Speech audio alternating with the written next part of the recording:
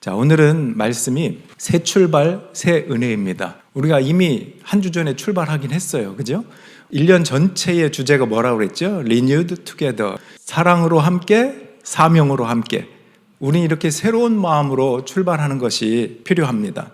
어떤 새로운 결심을 여러분들은 하고 있나요? 혹시 지나간 일을 돌아보면서 이런 생각을 해본 적이 있습니까? 여러분은? 그때 이렇게 했어야 되는데 난 왜 지금까지 이 일을 해결하지 못하고 이 모양일까? 그렇죠, 많아요. 끄떡끄떡 하시는 분도 있고 누구나 그런 생각을 할 것입니다. 우리는 과거의 실패와 절망과 아쉬움이나 이런 것에 사로잡혀서 앞으로 나아가지 못할 때가 참 많습니다. 그런데 하나님은 오늘 우리에게 뭐라고 말씀하시냐면 지나간 일을 기억하려고 하지 말아라. 그러면서 내가 새 일을 행하겠다. 이런 말씀을 하세요. 너무 멋지고 시원하고 좋은 말씀 아닙니까? 지나간 일을 기억지 마. 새 일을 행할 거야. 하나님이 우리의 삶 속에서 실제적으로 이루겠다라고 하는 그런 말씀이니까 오늘 이 말씀을 나눌 때 과연 내 안에 하나님은 어떤 새 일을 시작하고 계시나, 또 내가 버려야 되는 과거에 지나간 일은 무엇인가, 이런 것들을 생각하면 좋겠습니다. 첫째로 과거를 내려놓으라 그랬어요. 지나간 일을 기억하지 말라는 것은 과거의 짐을 내려놓으라는 거예요. 실패와 좌절과 후회의 짐, 이런 걸 내려놓으라는 거예요. 예수님도 수고하고 무거운 짐진 자들아 다 내게로 오라 내가 너희를 쉬게 하리라 하신 것처럼 과거의 무거운 짐, 관계적인, 경제적인 모든 것들의 후회와 상처들, 이걸 내려놓으라라고 하는 것입니다. 그냥 막연히 내려놓으라는 게 아니라 새 일을 행할 테니까 내려놓으라는 전제가 있는 거예요. 하나님은 플랜이 있어요. 계획이 있으십니다. 여러분의 흑역사까지도 내려놓을 수 있기를 주님의 이름으로 축원합니다. 제가 묻진 않겠습니다. 당신의 흑역사는 뭡니까? 여러분만 아시겠죠. 하나님도 아시겠죠. 그것도 잊어버리십시오. 지나간 영광도 내려놓아야 합니다. 이건 좀 의아하지 않습니까?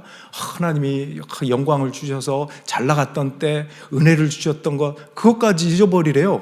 뭘까요? 우리 한국말로 왕년에라는 말이 있었어요. 들어보셨나요? 왕년에 내가 말이야 기업을 운영했는데 이런 것들 많잖아요. 왕년에, 과거에 내가 이랬다는 거는 지금은 그러지 못하다는 뜻이기도 하잖아요. 그 과거의 것에 묶여서 옛날에 내가 이렇게 잘 나갔어 라고 하는 것으로만 대화가 가능한 사람들이 참 많아요.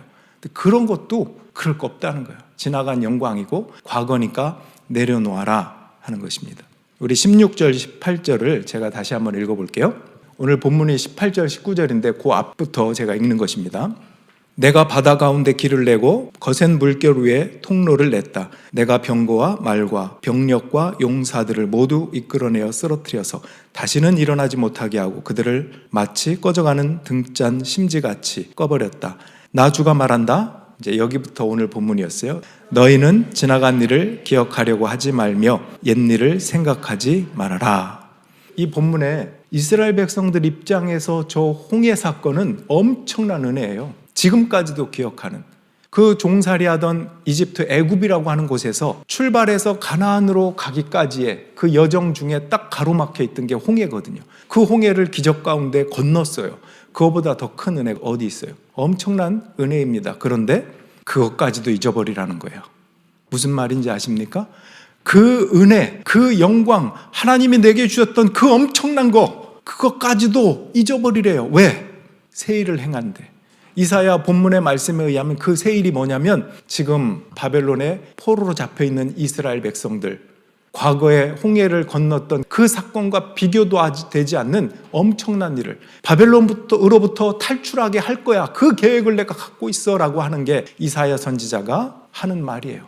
지금 포로로 잡혀있는 이 상황 속에서 힘들어하거나 좌절하지 마, 절망하지 마. 내가 함께 있지 않니? 그리고 주님이 주시는 메시지가 더 귀한 게 뒤로 나옵니다. 하나님은 지금도 우리 삶 속에서 새로운 일을 계획하고 계십니다. 과거를 내려놓으라는 말은 더 큰 은혜를 받을 준비를 해라, 기대를 가져라, 이 뜻이 함축되어 있는 것입니다.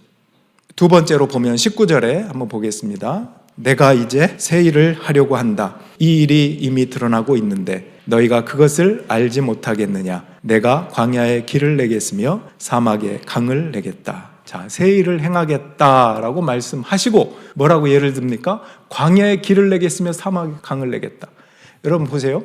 애굽에서 가나안으로 갈 때 뭐가 가로막고 있었다고요? 홍해. 그때는 그 바닷길을 열어야 됐어요. 그런데 바벨론에서 이스라엘로 돌아올 때는 거기가 사막이에요. 광야의 길이고 그 길을 열겠다, 사막을 열겠다, 강을 내겠다, 이렇게 말씀하시는 것입니다. 어떠한 상황에도 반드시 너희를 그냥 두지 않고 축복하고 구원하겠다라고 하는 하나님 아버지로서의 약속이에요. 하나님 아버지라면 우리는 자녀인 거잖아요. 그 말씀이 여기 나와요. 21절. 사실 오늘 본문이 18, 19절이지만 결론과 같은 말씀이 21절에서 끝나요. 그래서 21절까지 같이 읽어보겠습니다. 이 백성은 나를 위하라고 내가 지은 백성이다. 그들이 나를 찬양할 것이다. 여기 보세요. 나를 위하라고 내가 지은 백성이야. 내 자녀야. 그럼 너희 입장에서는 나는 너희 하나님 아버지야. 찬양하며 사는 것은 창조주인 나를 위하여 그렇게 하라고 너희를 지었어. 이런 말씀입니다. 다시 광야의 길을 내시는 하나님이다. 이런 부분에서 우리가 길이 안 보이는 순간이 너무나 많습니다. 여러분 가운데는 경제적인 문제로, 관계적인 문제로, 건강의 문제로 힘들고 괴롭고 고민하는 분들이 있을 것입니다. 그런 문제 앞에서도 하나님 앞에서 왜? 자녀라니까요. 자녀가 간구하고 기도하는데 듣지 않을 부모가 어디 있습니까? 시간의 문제일 수는 있겠죠. 그 시간을 거쳐나가면서 배워야 하는 훈련의 시간도 있을 수 있겠죠. 그것을 감당하세요. 절망 가운데 쪼그라져 있지 말고 하나님 나는 당신의 자녀입니다. 나 아시죠? 나에게 축복하시고 사막이든 어떠한 광야든 길을 내시는 분 아닙니까? 새로운 더 큰 일을 내가 기대합니다. 하나님께 나아갑니다. 하나님 보시면 얼마나 좋겠어요. 그 자체가 찬양이에요. 찬양은 오늘처럼 교회 나와서 함께 찬양합시다 하는 것도 찬양이고요. 여러분 삶에서 이런 마인드를 가지고 하나님을 높여드리는 것이 진짜 찬양입니다. 그런 찬양을 드리는 저와 여러분들에게를 주님의 이름으로 축원합니다.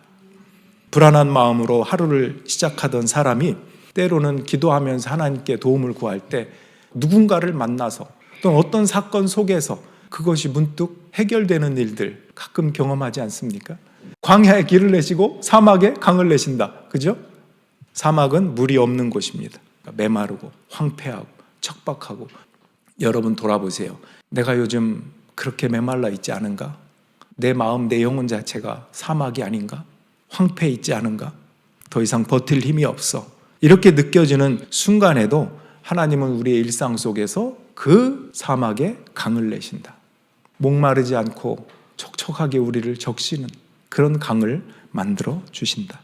힘들었던 하루 끝에 듣는 소망의 한마디, 예상치 못한 기쁜 소식, 평범한 산책 걸어가면서 문득 이런 해결책이 생각이 난다거나 아름다운 자연의 모습에 감사함이 떠오른다거나 이런 게 다 사막에 강을 내시는 하나님의 일상 속에서 만나주시는 은혜입니다. 그리고 그게 찬양이라고요.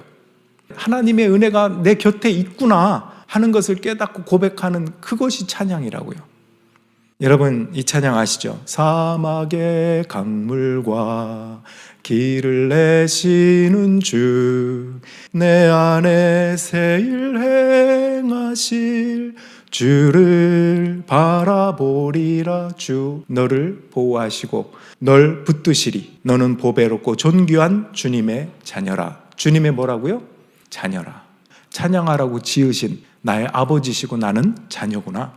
지금까지는 어쩌면 내 욕망과 욕심을 찬양하며 살아갔는지도 몰라요. 왕년회라는 이름으로, 과거에 내가 은혜 받았다는 이름으로 은혜 속에서 하나님을 높여드리는 게 아니라 그 은혜까지도 나를 높여주는 그런 것으로 살아왔는지도 모릅니다. 그런 것을 잊으라는 것입니다. 반대로 내가 그동안 겪어왔던 상처나 아픔, 하나님을 거부하고 힘들어하고 괴로워했던 그런 순간들, 그런 것들도 내려놓으라는 것입니다. 우리는 무엇에 붙들려 삽니까?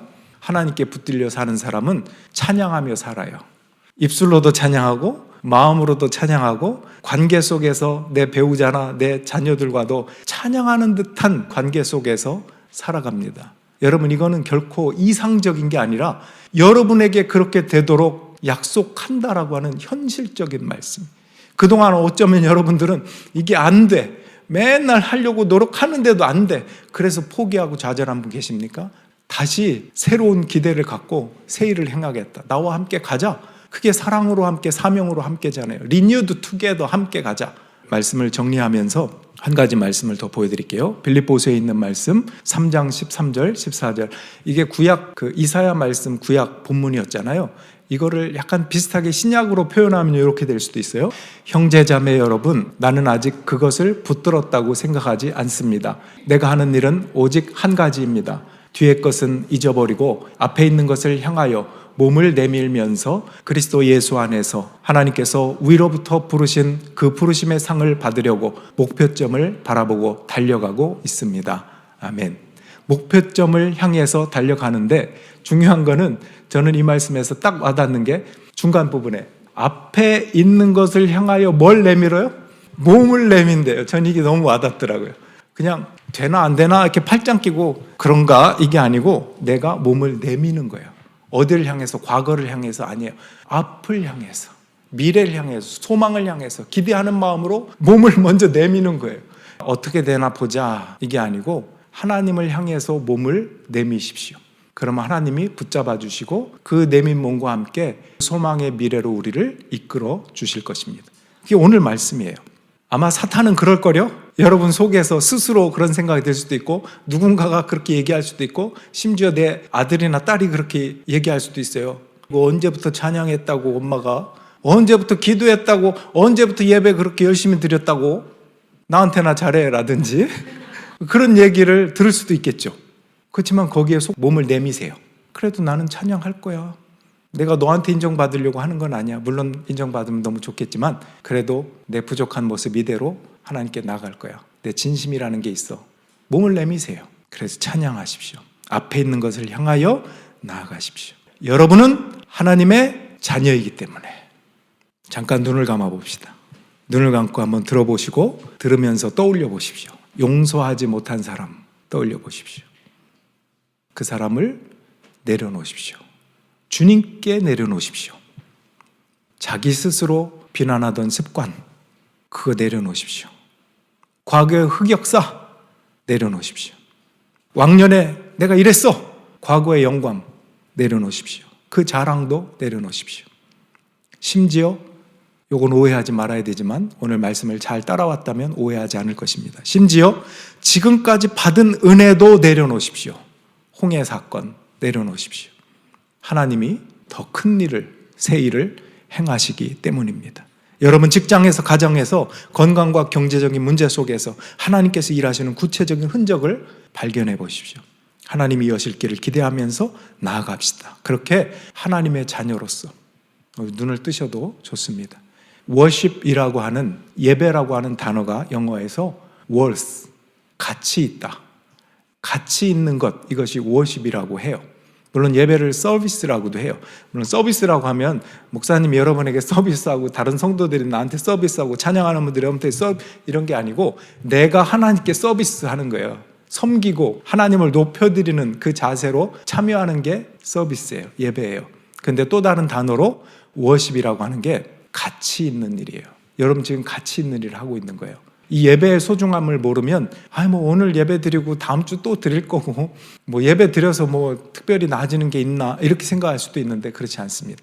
하나님의 관점에서 생각하세요. 하나님의 관점에서 예배는 가치 있는 일이에요. 내 자녀가 나에게 예배하고 기도하고 찬양하는, 너무나 흐뭇하게 보시는 귀한 일이에요. 하나님이 흐뭇하게 보시는 그 일에 참여하는 여러분들을 하나님은 그냥 놔두지 않습니다. 정말 하나님을 삶에서 찬양할 수 있는 사람으로 키워내시고 만들어 가실 것입니다. 오늘 이 말씀을 잘 기억하고 새 출발, 새로운 은혜 경험하는 저와 여러분들, 여러분의 평생의 삶이 되기를 주님의 이름으로 축원합니다. 아멘. 우리 자리에서 일어나셔서 함께 찬양 드리겠습니다.